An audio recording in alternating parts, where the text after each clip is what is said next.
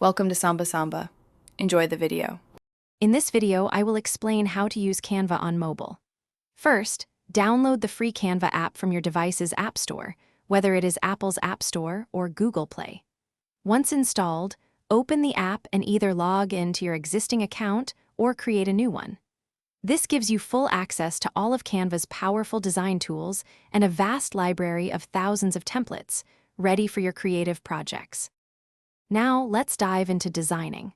Canva offers a wide array of template categories, from Instagram stories to business presentations. Simply choose a category that fits your project, then tap on a template you like to open it in the intuitive mobile editor. Here, you can easily customize every element, changing text, swapping out images, and adjusting colors to perfectly align with your vision. To further personalize your design, tap the prominent plus icon at the bottom of your screen. This allows you to add new elements such as photos from your gallery, stock videos, or various graphic shapes.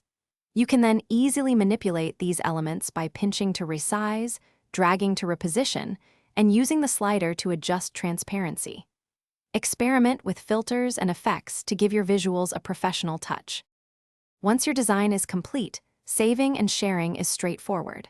Look for the download icon, usually a downward arrow, at the top of your screen.